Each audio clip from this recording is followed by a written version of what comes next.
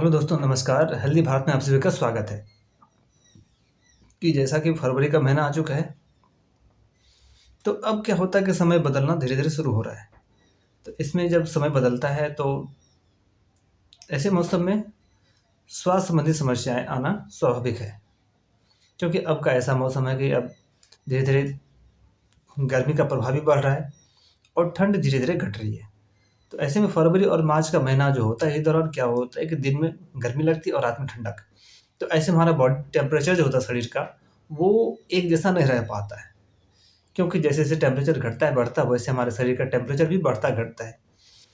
तो इसी बदलने के क्रम में, क्योंकि तापमान का बढ़ना-घटना, बढ़ना-घटना, इस सीरीज़ में क्या होता है इस क्रम में कि हमारे शरीर उसको एक जैसे एडजस्ट नहीं कर पाते, जिससे शरीर में बहुत सारी समस्या आ जाती है।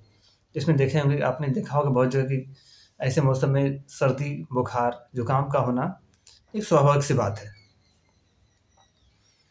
तो इन चीज़ में और ऐसे समय होता है क्या, विशेष रूप से बच्चों को ज़्यादा दिक्कत होती है। तो यदि इन सब चीज़ों से बचना है, जैसे सर्दी बुखार ना हो, तबीयत खराब ना हो, तो ऐसे में क्या करना है, आपको पहले प्रिकॉशंस यदि कुछ रख लें, तो आसानी से बचा जा सकता है इससे। यानी कि इस मौसम का जो प्रभाव होता है, उससे बचा रह सकता है कोई भी।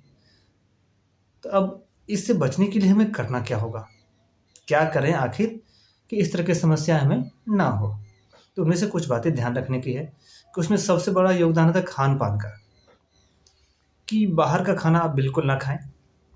जैसे फ़ास्ट फ़ूड हो गया, मतलब बाहर का खाना, क्योंकि उतना ताज़ा तो होता नहीं है, तो वो भी आपके स्वास्थ्य को क्षति पहुँचाती है।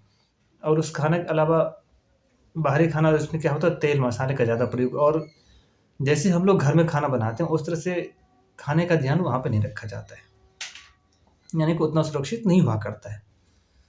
तो इससे बचना ज़रूरी है, तो बाहर का खाना ना खाएँ। इसके साथ-साथ अपने आप को हाइड्रेटेड रखें।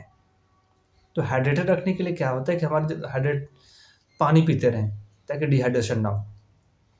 क्योंकि शरीर में यदि पानी की मात्रा की कमी हो जाती है, तो उससे बहुत तरह की दिक्कतें आ जाती हैं, जैसे सिर का चकराना, कमज़ोरी सा फ़ील होना, ये भी बहुत तरह के लक्षण आ जाते हैं उसमें।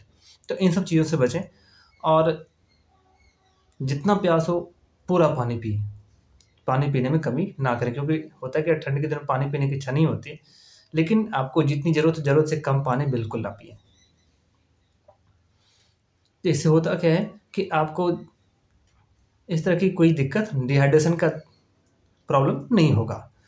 क्योंकि जब पानी की कमी होती है, तो उसमें देखेंगे कभी ऐसे मौसम विशेषकर होता है कि जब किसी का नाक ऐसा लगता है जैसे रूखा-सा होने लगता है, गले गले सूख जाते हैं, तो बोलने में दिक्कत, खाँसी हो उठती है, और यही आगे चल के फिर सर्दी, बुखार, इस तरह की और भी समस्याएँ शुरू हो जाती हैं।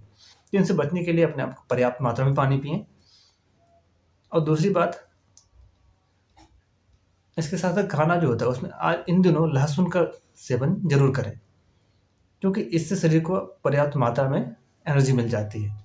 लहसुन का उपयोग कर सकते हैं, अदरक का उपयोग करें, साथ में हल्दी, क्योंकि ऐसे तो लगभग सभी घरों में हल्दी का उपयोग होता ही है कि खाने-पीने में, लेकिन इसके अलावा यदि आप दूध के साथ इसका सेवन करिए अलग से, तो वो बहुत ही ज़्यादा फ़ायदा होगा।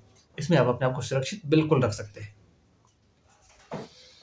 और इसके साथ-साथ होता है कि आप करें ऐसा कि एक्सरसाइज़ भी करें डेली, क्योंकि ये भी आपके शरीर को फिट रखता है।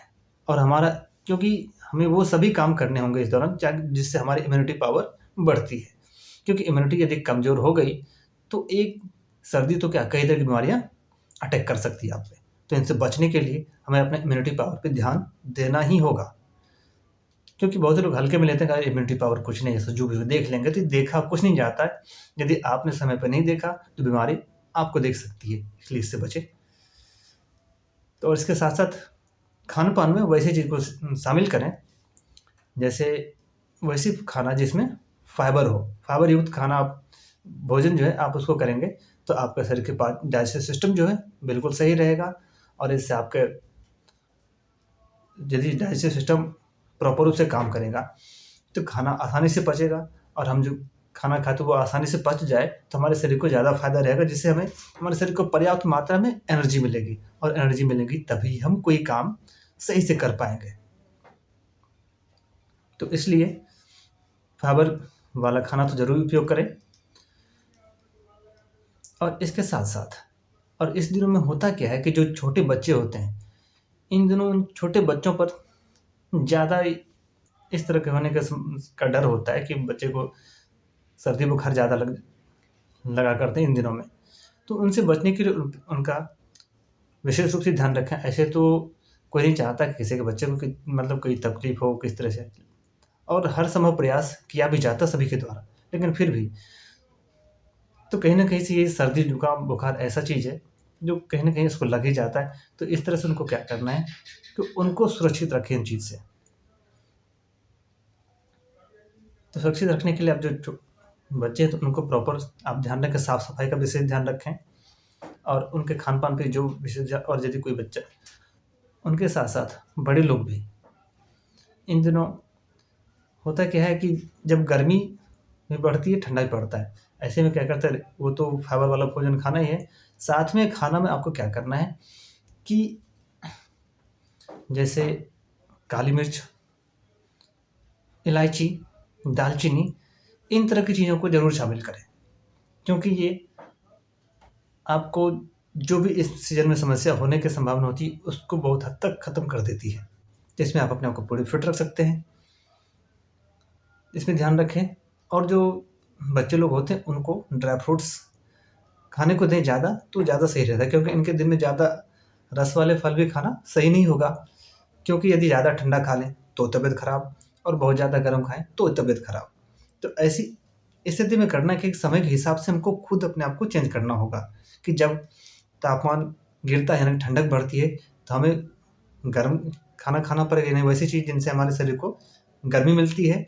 और जब जब क्या कहते हैं तापमान बढ़ता है यानी कि गर्मी थोड़ी बढ़ जाती है, तो उसमें वैसे खाने का सेवन करना होगा जिससे हमारे शरीर को ठंडक प्राप्त हो। ठंडक मतलब ऐसा नहीं कि अब रात का खाना पूरा ठंडा करके फ्रिज में ठंडा करें फिर उसको खाएँ, ऐसा नहीं, बल्कि इंटरनली उस खाने से जो प्राप्त पोषक होते हैं ना, वो गर्मी से लड़ने में हमारे शरीर को वो क्षमता प्रदान करें, जिससे हम उस चीज़ को बैलेंस संतुलन बना कर रख सकें। क्योंकि यदि तापमान के बीच हम ज़रूरत के अनुसार यदि हम कुछ खाते-पीते हैं, तो उसका सीधा प्रभाव हमारे शरीर पे पड़ता है और हम अपने आप को स्वस्थ रख पाएँगे। इसलिए तो इसको हल्के में ना लें, और इसे